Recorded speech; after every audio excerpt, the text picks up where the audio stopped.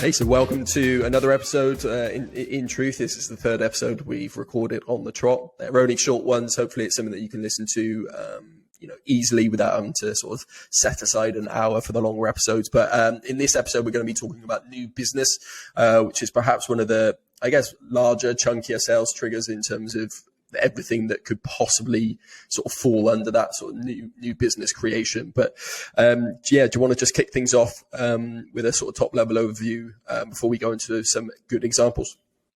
Yeah, I suppose there's a lot of different layers actually in terms of, what this could actually spell, what it could actually be.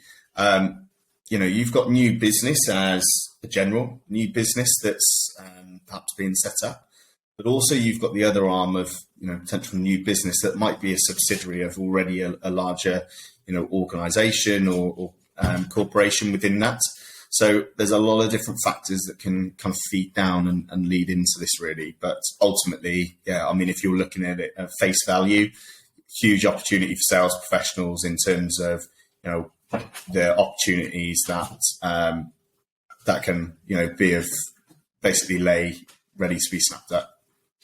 I was going to say, so if you've listened to the last episode just before this one, you'll know that Nic's got a 10-week-old puppy in the background. So if you do hear some scuffling around, it's not someone cleaning in the background. It's a dog making mess in the background. But so just in terms of that new business then, like, I guess there's a lot of pressures associated with that new business where they're thinking, right, this first year, these first couple of years are very, very important for us to get this business off the ground. So there's perhaps do you think there's more open-mindedness in terms of investing in ensuring that growth in that initial period?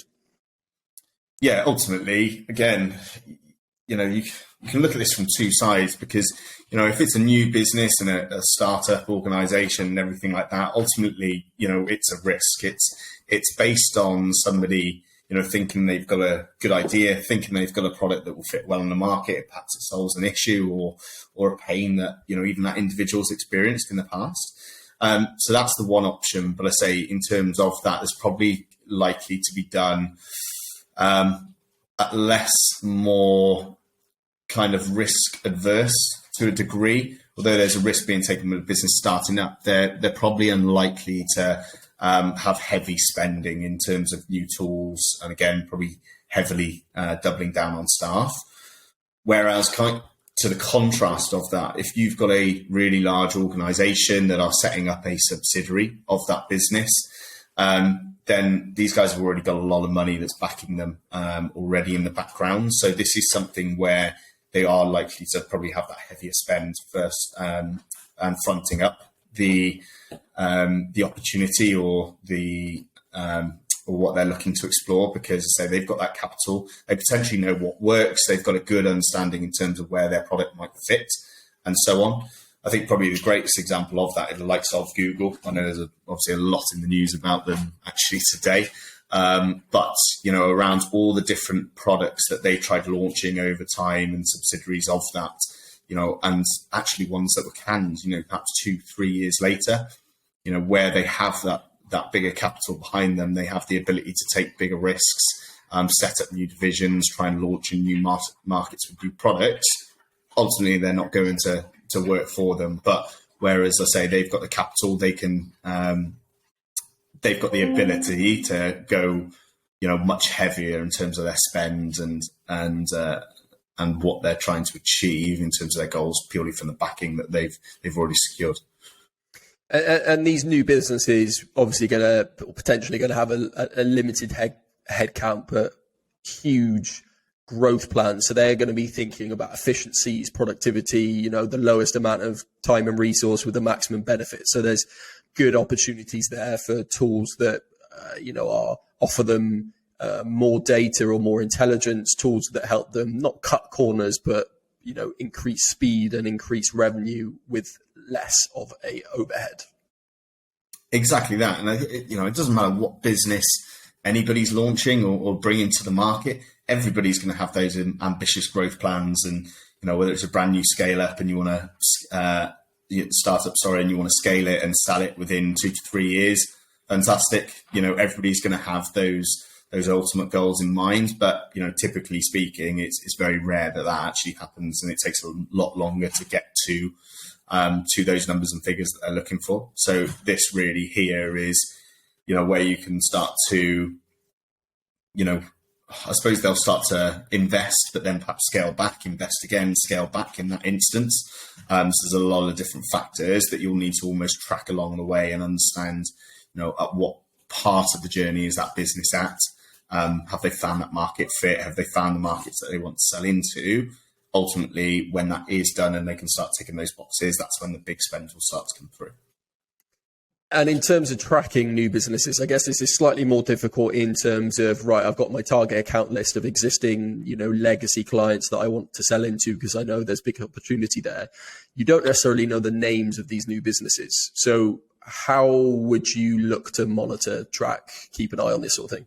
Yeah, good. This is probably one of the hardest things to do realistically. If you're going to sit there, even if you wanted to cover the fintech market, for example, and typically a lot of them will be within those emerging markets, the ability to track that, each and every single new business that's being launched and, has been incorporated, you are likely to be there forever and a day. It's very, very hard to do.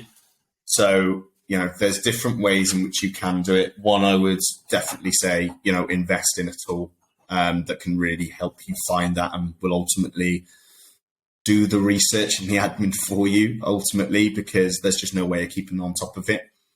Whereas I say on the contrary, where you're looking perhaps at more of those subsidiary businesses, again, they can sometimes be quite hard to track because people aren't going to go full noise with subsidiaries that, a large organization has announced or launched. But typically there probably will be some things that you can track. So maybe like some additional socials that are linked up, perhaps on LinkedIn where you can start to see the company structure and things like that. There will be signals and things that you can, but it does mean that you will need to keep an eye on and constant research on these organizations. Yeah, it sort of reminds me of a good example. The company that I worked at previously, DS Smith, one of the the UK's largest manufacturer of paper and cardboard for packaging, like ASOS, Mars, Amazon. They make a lot of the boxes for Amazon, but they actually wanted to set up a subsidiary where they shredded cardboard offcuts for horse bedding or animal bedding, which sounds ridiculous. But if you imagine the wood chippings or whatever that you would, or sawdust, whatever you want to call it. I can't remember the name of it off the top of my head right now, but that sort of stuff that horses would sleep on, that you would clear out every single day. They actually, all the offcuts of cardboard, rather than put them back into the pulper, they would just shred them up and turn them into 20 kilo bags of horse bedding. And they set up a whole new brand. There were people dedicated to that brand working off existing DS Smith sites, but there was a separate budget and all that sort of stuff. And they only really announced it, maybe a couple of press releases that obviously you wouldn't have known if you didn't know the name of that company, but also maybe one or two social posts. So it just goes to show that that business or that company invested a hell of a lot of money in that, but there wasn't really much of a way of knowing unless, one, you were buying horse bedding, or two, you were keeping an eye on, DS Smith activities like a hawk. Yeah, exactly. And this is really where you've got to start to look and think outside the box. And this is a very careful, watchful eye that you'll start to keep an eye on these. But I say probably your easiest way of tracking this is really starting to look at the market, at tools that can help, complete that admin and research for you.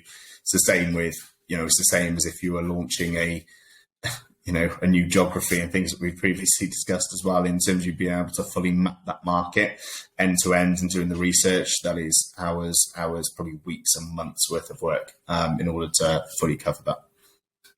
Fantastic. Right. So that's the end of another short and sweet episode covering new business sales trigger leads. Next episode, we'll be going into product begins manufacturing, which I guess sort of leads on nicely from talking about these new facilities or investment in new facilities, which ultimately may lead to new product manufacturing. So we will catch you in the next episode.